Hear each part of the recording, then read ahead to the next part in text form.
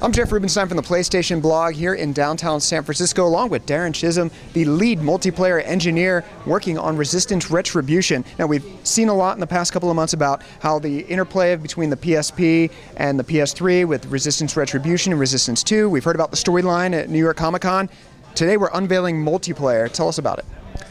We've done a lot of work on multiplayer to make sure that it's a really important facet of the game. It's very solid, got lots of features in there, really great, compelling game modes, a lot of encouragement of teamwork. I think it's a really strong package. Now, you have your standard modes like capture the flag and deathmatch, but there's some interesting stuff going on there, especially with the assimilation mode. Tell us about that.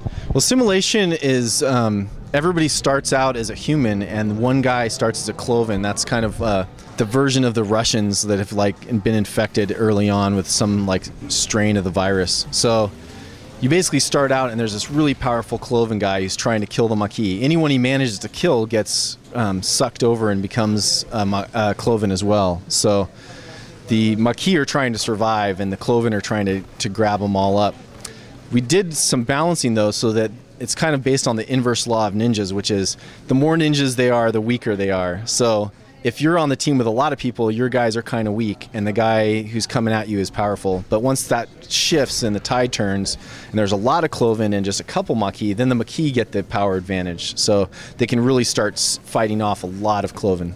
So talk about the weapons. I know one of the cool things that you can do with the sniper rifle, the FAR-I, in single player and all the Resistance games is it slows down time. Is that something that's actually going to translate into the multiplayer mode? Right, so we decided that we wanted that slowdown aspect to carry over to multiplayer in our game, so we developed a slight variation where you actually shoot a beam out that's a kind of a cone shape, and anyone who wanders into that cone while your weapon's discharging gets slowed down in a kind of a local slowdown area.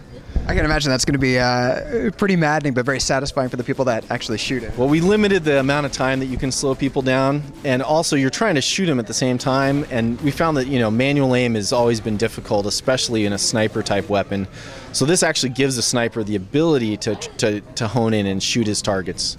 Now, you were talking about some of the teamwork aspects of Resistance Retribution multiplayer. How is that going to work?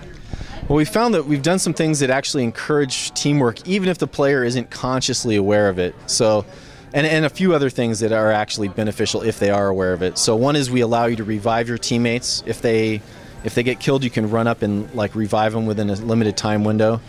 We also do things like if you're carrying the flag, you're slowed down, but if you have a teammate with you, it helps speed you back up. We give you an advantage for being behind cover as well, so you can kind of rush with a group of guys and leave one guy behind to defend, and if he's really holed in there, he's got some advantages against people that are rushing in at him.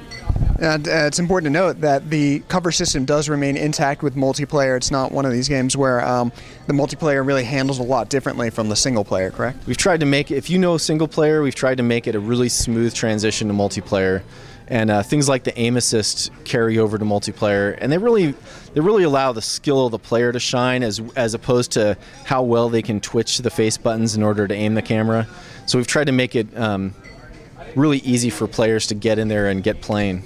Now, it seems like there's a few things being done with Resistance Retribution multiplayer that haven't been done on the portable sphere ever before, namely with statistics and integration with the internet and how you can track and leveling up. We decided early on that we wanted the stats to tie into the myresistance.net website. So while you're playing, there's definitely some stats that you can see in game and at the end of the game, and looking at how many kills and how many captures. But a lot of those stats are actually being sent in the background to the website, so you'll get really in-depth stats and details after the game when you log into the website. All right, Darren Chisholm from Sony Bend Studios, thanks very much for taking the time to talk with us. Looking forward to the multiplayer, and get back in there with everyone else that's playing right now. All right, my pleasure.